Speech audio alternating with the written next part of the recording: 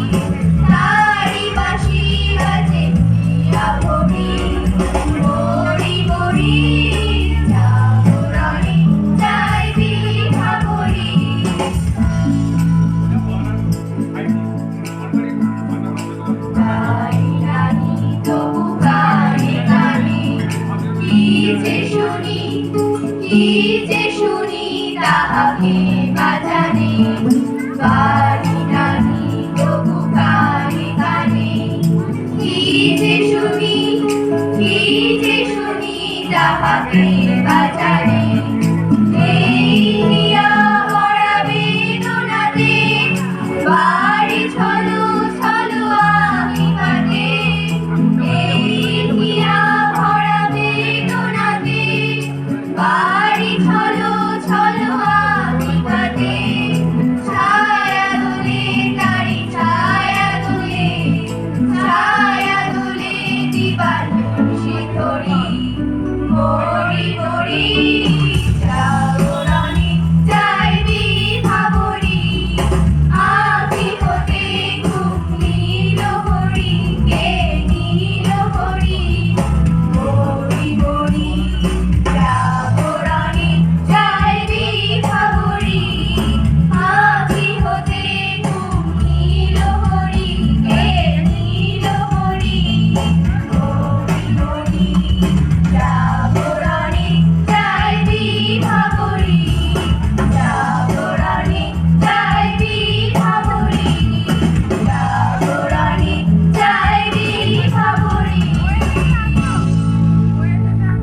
মঞ্জিরা তো গান করলো, আপনাদের কেমন গান লাগলো? গানটা যদি ভালো লাগে কমেন্ট করে জানাবেন। আর এখানে দেখুন আমার দিদি গঙ্গা জল চড়া দিচ্ছে, দিদিরা সব এখানে ডন্ডি কাটছে। আমি তো ভিডিওটা একটু ফাস্ট করে দিলাম এখানে, আর পুরো ভিডিওটা দেখতে থাকুন, ভিডিওটা খুব ভালো লাগবে।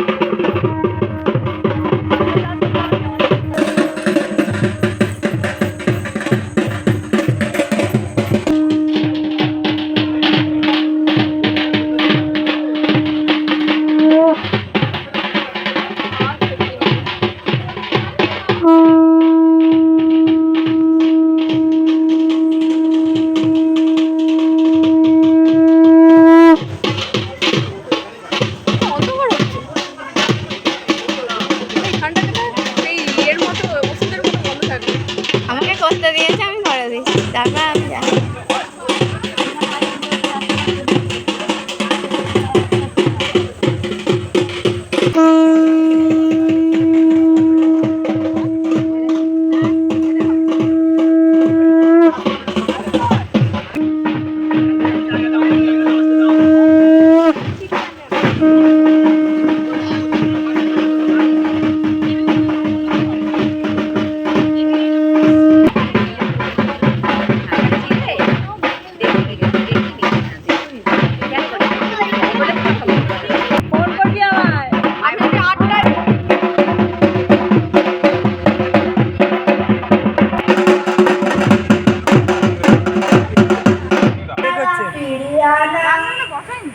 রথ দেখতে যাওয়া, আমার চিড়ের পুলি খাওয়া, কে দিয়েছিল সেই রাজা, এক যে ছিল রানী, আমি তার কথা সব মানি। সাজার খবর পেয়ে আমার দেখলো কে বলছে, বললে না তো কিছু, কেবল দেখতে যাওয়া, সাজার সময় সারা হলে গলা ভাঙা ভাঙা, তার চোখ দুখানি রাঙা, কে ছিল সেই রানী, আমি জানি জানি জানি। কবিগুরু রবীন্দ্রনাথ ঠাকুরের লেখা কবিতা বীরপুরুষ। মনে করো যেন বিদেশ ঘুরে মাকে নিয়ে যাচ্ছি অনেক দূরে, তুমি যাচ্ছ পালকিতে বা চড়ে, দরজা দুটো একটু ফাঁক করে, আমি যাচ্ছি রাঙা ঘোড়ার পরে, টকবকিয়ে তোমার পাশে পাশে, রাস্তা থেকে ঘোড়ার ঘুরে ঘুরে রাঙা ধুলোয় মেঘ উড়িয়ে আসবে। সন্ধে হলো সূর্য নামে পাটে, এলে কেন জোড়া দিঘির মাঠে, ধু ধু করে যে দিক পানে চাই, কোনোখানে জনমানব নাই, তুমি যেন আপন করে তাই, ভয় পেয়েছো ভাবছো এলেন কোথা, আমি বলছি ভয় করো না মাগো, ওই দেখা যায় মরা নদীর সুতা, চোর কাটাতে মাঠ রয়েছে ঢেকে, মাঝখানেতে পথ গিয়েছে বেগে, গরু বাছুর নেই কোনোখানে, সঙ্গে হতেই গেছে গায়ে পানি, আমরা কোথায় যাচ্ছি কে তা জানে, তুমি বললে যাস রে খোকা ওরে, আমি বলি দেখো না চুপ করে, ছুটিয়ে ঘোড়া গেলেন তাদের মাঝে, ঢাল তলোয়ার ঝনঝনিয়ে বাজে, কি ভয়ানক লড়াই হলো মা, যে শুনে তোমার গায়ে দেবে কাটা, কত লোক যে পালিয়ে গেল ভয়ে, কত লোকের মাথা পড়লো কাটা, এত লোকের সঙ্গে লড়াই করে ভাবছো খোকা গেলই বুঝি মরে, আমি তখন রক্ত মেখে ঘেমে বলছি এসে, লড়াই গেছে থেমে। তুমি শুনে পালকি থেকে নেমে চুমো খেয়ে নিচ্ছ আমায় বলে, বলছো ভাগ্যে খোকা সঙ্গে ছিল, কি দুর্দশাই হতো তা না হলে। রোজ কত কি ঘটে যাহা তাহা, এমন কেন সত্যি হয় না আহা। ঠিক যেন এক ঈশা খামরুই ও ঐশী চৌধুরী। কথা কবিগুরু রবীন্দ্রনাথ ঠাকুর। খোকা মাকে সুধায় ডেকে এলে আমি কোথা থেকে, ঘুরিয়ে পেলি আমারে। মা শুনে কয় হেসে কেঁদে, খোকারে তার বুকে বেঁধে ইচ্ছা হয়ে ছিলি মনের মাঝারে।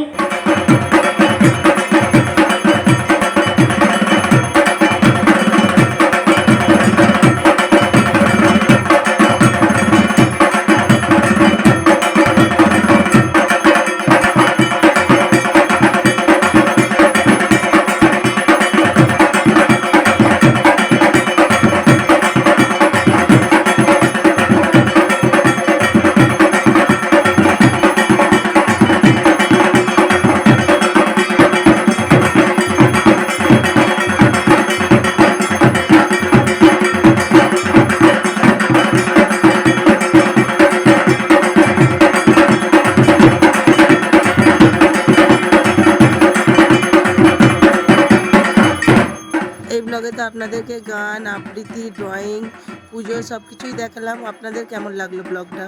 এখনও তো ফাংশানের গান আছে, সেগুলো আমি পরের ব্লগে দেবো, নইলে ব্লগটা অনেকটা বড় হয়ে যাবে। আর চলুন এই ব্লগটা এখানেই শেষ করছি, পরের ব্লগে আবার দেখা হবে। সকলে ভালো থাকবেন, সুস্থ থাকবেন, সাবধানে থাকবেন। আর এই ব্লগটা ভালো লাগলে একটা লাইক, একটা কমেন্ট, খুব যদি ভালো লাগে একটা হাইপ করে দেবেন।